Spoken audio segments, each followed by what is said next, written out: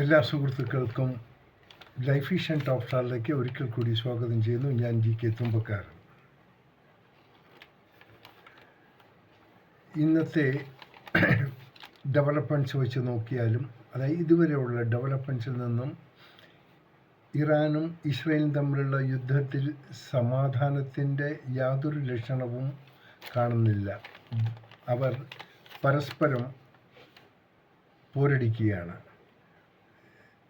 ആ രാജ്യം നാശത്തിലേക്ക് തിരിഞ്ഞുകൊണ്ടിരിക്കുന്നു. ഇത് എപ്പോൾ തീരുമെന്ന് ആർക്കും പ്രവചിക്കാനും സാധിക്കില്ല. എന്നാൽ ഇവർക്കൊക്കെ, യുദ്ധം ചെയ്യുന്നവർക്ക്, അവർ വരുത്തിക്കൂട്ടുന്ന നഷ്ടങ്ങൾക്ക് ഒരു കണക്കുമില്ല. അത് നഷ്ടങ്ങൾ കൂടിക്കൂടി പോവുകയാണ്. ഏത് രാജ്യത്തിനായിരുന്നാലും ഒരു യുദ്ധത്തിൽ ഏർപ്പെട്ടാൽ അവർ ജയിച്ചാലും തോറ്റാലും അവർക്ക് ഒത്തിരി നഷ്ടങ്ങൾ ഏറ്റുവാങ്ങേണ്ടി വരും. ഇതിലേറ്റവും കൂടുതൽ ദുഃഖിക്കുന്നത് അവിടുത്തെ ജനങ്ങളുമാണ്. ശരിയായ വ്യക്തമായ ഒരു വാർത്തകളും നമുക്ക് ലഭിക്കില്ല. കിട്ടുന്ന ചെറിയ ചെറിയ വാർത്തകൾ പർവ്വതീകരിച്ച് നമ്മിലേക്ക് എത്തിക്കുകയാണ് സാധാരണയായി നടക്കാറുള്ള കാര്യം. ഇറാനിൽ പലരും മരണത്തിന് കീഴടങ്ങി. ഇസ്രായേൽ അങ്ങനൊരു സംഭവം ഉള്ളതായി അറിയുന്നില്ല. ഇതിൽ വ്യത്യസ്തമായ രീതിയിൽ നാം നോക്കേണ്ടത്, ഇസ്രായേലിൽ എല്ലാം ഈ ബിൽറ്റ്-ഇൻ ബങ്കറുകളാണ് അവിടുത്തെ കെട്ടിടങ്ങൾ. ഏത് ബിൽഡിംഗ് ഉണ്ടായാലും അവർക്ക് ഒരു ബങ്കർ മസ്റ്റായിട്ട് ആ ബിൽഡിങ്ങിൻ്റെ ഗ്രൗണ്ട് ഫ്ലോറിൽ ഉണ്ടാകും. അത് പാർട്ട് ഓഫ് സുരക്ഷിതത്വം. കാരണം ഇസ്രായേലിനെ സംബന്ധിച്ച് അവർക്ക് എപ്പോഴും ഭീഷണികൾ നേരിടേണ്ട സാഹചര്യം ഉണ്ടാകും. അതിനെ അതിജീവിക്കാൻ വേണ്ടിയാണ് ഈ ബങ്കറുകൾ സജ്ജീകരിച്ചിരിക്കുന്നത്. മറിച്ച് ഇറാനിൽ നോക്കുമ്പോൾ അവർക്ക് അങ്ങനെയുള്ളൊരു സംവിധാനങ്ങളില്ല. അപ്പോൾ ഒരു വാർപ്പെട്ട രാജ്യമാണെങ്കിൽ ഇങ്ങനെയുള്ള ബങ്കർ ഫെസിലിറ്റീസ് ഇല്ലെങ്കിൽ അവിടെ കാഷ്വാലിറ്റികൾ കൂടും. അതിനർത്ഥം അവർ തോക്കുന്നതെന്നല്ല, അവരുള്ള ഇൻഫ്രാസ്ട്രക്ചർ അത്ര കണ്ടില്ലാത്ത കാരണമാണ്.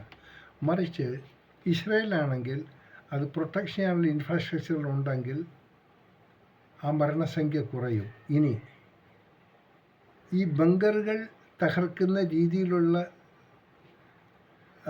മിസൈലുകളും ഉപയോഗിച്ചാൽ ബങ്കറുകളും തകരും. അങ്ങനെ തകരുന്നോ ഇല്ലയോ എന്ന് നമുക്കറിയില്ല. എങ്കിൽ തന്നെയും ഇസ്രായേലിൽ നിന്നുള്ള വ്യക്തമായ ന്യൂസുകൾ നമുക്ക് ഇറാനിൽ നിന്നും കിട്ടുന്നത് പോലെ കിട്ടാറില്ല. സോ അവരും അതിൻ്റെതായ ബുദ്ധിമുട്ട് അനുഭവിക്കുന്നുണ്ട്. ഇതെല്ലാം അവസാനം മാത്രമേ ഇതിൻ്റെ കണക്കുകൾ അറിയാൻ പറ്റൂ. പ്രധാനമായി ഇതിൽ പറയാനുള്ളത്, ഇറാനിലെ ഏറ്റവും വലിയ ബുദ്ധിമുട്ട്, ഇറാൻ ഭരിക്കുന്നത് ഒരു പുരോഹിത വർഗമാണ്. ഒരിക്കലും ഒരു രാജ്യത്തും മതവും മറ്റുള്ള പുരോഹിതരുടെ മാനേജ്മെൻറ്റും ചേർന്നാൽ ആ രാജ്യം മുന്നോട്ട് പോകാൻ വലിയ ബുദ്ധിമുട്ടാണ്. ഇപ്പോൾ ഇറാനിലാണെങ്കിൽ രണ്ട് രീതിയിലുള്ള ഭരണമാണ് നമുക്ക് കാണാൻ സാധിക്കുന്നത്. ഒന്ന്, അവിടെ രണ്ട് തരത്തിലുള്ള ആർമിയാണ്. ഒന്ന് റെവല്യൂഷണറി ആർമി, മറ്റൊന്ന് നോർമൽ ആർമി. ഈ നോർമൽ ആർമി അവരുടെ ബോർഡർ കാര്യങ്ങൾ മാത്രമേ നോക്കുന്നുള്ളൂ. അവർക്ക് മറ്റൊന്നിലും അവർ താല്പര്യം കാണിക്കാൻ പറ്റത്തില്ല. മറിച്ച് പുരോഹിതവർഗം ഭരിക്കുന്ന ഇറാനിൽ അവരാണ് അവിടുത്തെ എല്ലാ കാര്യങ്ങളും നിർവഹിക്കുന്നത്. അതൊരു മതത്തെ പ്രൊട്ടക്റ്റ് ചെയ്യാൻ വേണ്ടി മാത്രമുള്ള ആർമി ആണെങ്കിലും അത് ഈ ഷായുടെ മരണം കഴിഞ്ഞപ്പോഴുണ്ടായ ഒരു ആർമിയാണ് ഈ റെവല്യൂഷണറി ആർമി. അതായത് അവർ എല്ലാം നിയന്ത്രിക്കുന്നു. ഈവൻ രാജ്യാന്തര കാര്യങ്ങളും അവിടുത്തെ എനിത്തിങ് ഈ പുരോഹിതരാണ് അത് നോക്കുന്നത്. ഈ പുരോഹിതരുടെ കൺട്രോളാണ് ഈ റെവല്യൂഷണറി ആർമി എന്ന് പറയുന്നത്. അവർ പബ്ലിക്കുമായിട്ട് വലിയ കോൺടാക്ട്, ഇവരെന്തു പുരോഹിതവർഗം ഓർഡർ ചെയ്യുന്നു, നിർദ്ദേശിക്കുന്നു, അതവർ നടപ്പാക്കുന്നു. അത് ഇൻ്റർനാഷണൽ എത്ര ഇമ്പാക്റ്റ് ഉണ്ടായി, എത്ര നന്നായിരിക്കും, എത്ര മോശമാകും ഒന്നും ചിന്തിക്കാറില്ല. അതാണ് ഇറാൻ്റെ ഏറ്റവും വലിയ ഒരു ശാപവും. എന്നാൽ ഇപ്പോൾ അറിയപ്പെടുന്നത് വീണ്ടും ഒരു പുതിയ ഭരണസമിതി, പുരോഹിത അടങ്ങിയ ഒരു ഭരണസമിതി വന്നു. അവർ പഴയതുപോലെ തന്നെയാണ് യുദ്ധകാഹളവും മറ്റുമായി അവർ മുമ്പോട്ട് പോകുന്നു. ഇപ്പോൾ ഒരിക്കൽ അവർ പറയും സഹോദര രാജ്യങ്ങൾ അറബ് നാടുകളൊന്നും അവർ ആക്രമിക്കില്ല. അത് പറയുന്നെങ്കിലും അവർ ആക്രമണം തുടർന്നുകൊണ്ടേയിരിക്കുന്നു. ഇപ്പോൾ തന്നെ കേൾക്കുന്നത് ബഹ്റൈനിലുള്ള ഒരു ഡിസാലിനേഷൻ പ്ലാന്റ്, അവിടെയാണ് ഇവരുടെ ശുദ്ധജലം ഉണ്ടാക്കുന്നത്. അതായത് സാൾട്ട് വാട്ടർ, കടൽ വെള്ളം ശുദ്ധീകരിച്ച് കുടിക്കാനുള്ള വെള്ളവും എല്ലാത്തിനും ആവശ്യമുള്ളത് ഈ ഡിസാലിനേഷൻ പ്ലാന്റിൽ കൂടിയാണ്. അവിടെയും അവർ ആക്രമിച്ചു. അപ്പോൾ തീർച്ചയായിട്ടും കുടിവെള്ളത്തിന് ക്ഷാമം വരാനുള്ള സാധ്യതകളുണ്ട്. അതുപോലെ തന്നെ ഈ ഫെസിലിറ്റീസ്, ഈ ആൾക്കാർക്ക് വേണ്ട സൗകര്യങ്ങൾ ഒരുക്കുന്ന എല്ലാ സംവിധാനങ്ങളും ബാമ്പുടെ ഷെല്ലിങ് ചെയ്ത് തകർക്കുകയാണ് രണ്ട് രാജ്യക്കാരും ചെയ്യുന്നത്. ഇപ്പോൾ ഈ ഏറ്റവും പ്രധാനമായി പറയാനുള്ളത്, ഈ ഹോർമീസ് കടലിടുക്ക് മൊത്തം ബ്ലോക്ക് ചെയ്തിരിക്കുകയാണ്. അതുമൂലം പോകുന്ന കപ്പൽ ഗതാഗതം മൊത്തം തടസ്സമായി. ഇനി സംഭവിക്കാൻ പോണത്, ഇന്ത്യയിലടക്കം ഏറ്റവും കൂടുതൽ രൂക്ഷമായി നേരിടാൻ പോണത് പെട്രോൾ ക്ഷാമമാണ്. അതുണ്ടെങ്കിൽ തന്നെയും അതിന് ഒരുപാട് നമ്മൾ വില കൊടുക്കേണ്ടി വരും. അപ്പോൾ അത് വല്ലാത്ത രീതിയിൽ നമ്മളെയും ബുദ്ധിമുട്ടിപ്പിക്കും. ഇനി ഈ ബുദ്ധിമുട്ടിന് ഒരു അന്ത്യം കാണണമെങ്കിൽ ഈ യുദ്ധത്തിന് ഒരു അവസാനം കാണണം. യുദ്ധത്തിൽ അമേരിക്ക ഒരു സൈഡിൽ നിന്ന് വെല്ലുവിളിക്കുന്നു, അമേരിക്കയോടൊപ്പം ഇസ്രയേലും, ഇറാൻ വേറെ രീതിയിൽ നിന്നും വെല്ലുവിളിക്കുന്നു. ഇനി ഈ റഷ്യയും ചൈനയും എന്ത് നിലപാടെടുക്കുന്നെന്ന് നമുക്ക് അറിയാൻ സാധിക്കാത്തൊരവസ്ഥയാണ്. ഇനി അവരും കൂടി ഇതിൽ ഇടപെട്ടാൽ ഈ നാം വിചാരിക്കുന്ന രീതിയിലായിരിക്കില്ല, ഇതിന് മറ്റൊരു പിക്ചറായിരിക്കും വരിക. കഴിയുന്നതും ഇവിടെ സമാധാനമാണ് വേണ്ടത്. ഇവിടെ സ്വേച്ഛാധിപത്യമല്ല.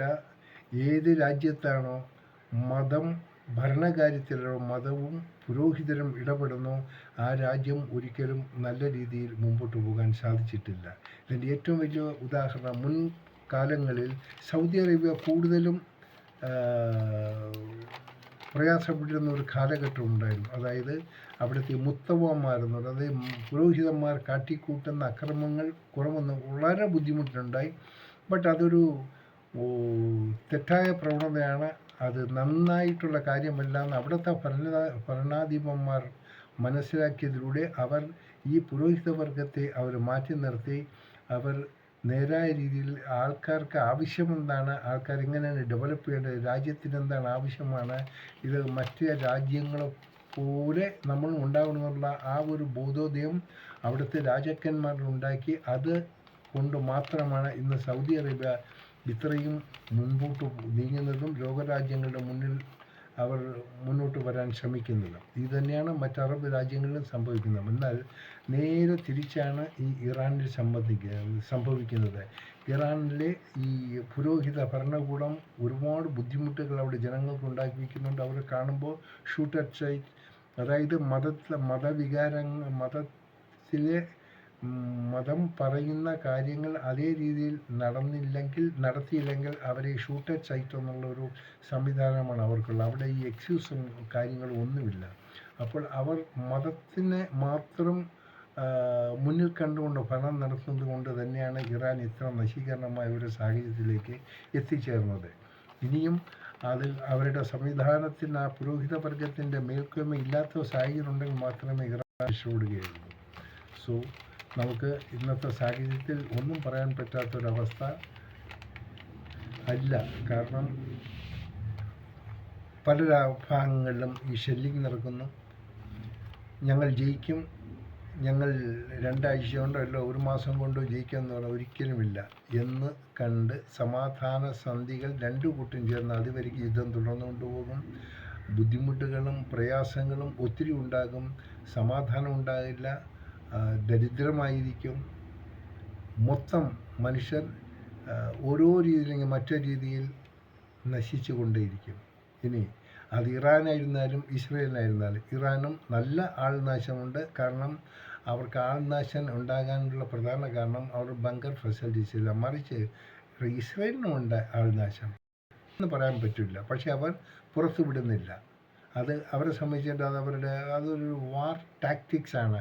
അവരുടെ ആൾക്കാരെല്ലാം സുരക്ഷിതരാണ്, മറ്റാണ്, എന്തൊക്കെയാണെന്ന് അവർ പറഞ്ഞോളും. അത് ഏത് രാജ്യമായിരുന്നാലും, ഇറാനല്ല അത് ഇസ്രായേലല്ല, അമേരിക്കയിലവർ അങ്ങനെ പറയും. ഇവിടുത്തെ ഏറ്റവും കൂടുതൽ മെയിൻ റോഡ് ഇപ്പോൾ ഇതിൽ എടുക്കുന്നത് അമേരിക്കയാണ്. അമേരിക്കയെ സംബന്ധിച്ച് അവർക്ക് യുദ്ധം എന്നുള്ളൊരു സാധനം, മനുഷ്യൻ്റെ ജീവനെക്കുറിച്ച് അവർക്കൊന്നും എല്ലാം അറിയേണ്ട കാര്യമില്ല. അവരതിൽ വെറി ചെയ്യത്തില്ല. പക്ഷേ എല്ലാത്തിനും ഒരു അവസാനമുണ്ടാകും. കണക്ക് പറയേണ്ടി വരും. അത് വളരെ വൈകാതെ തന്നെ ആ കണക്ക് പറയേണ്ടി വരും. ഈ ട്രംപിന്, അതായത് ഡൊണാൾഡ് ട്രംപിന് എല്ലാ കാലവും ഒരുപോലെ ഇരിക്കാൻ സാധിക്കില്ല.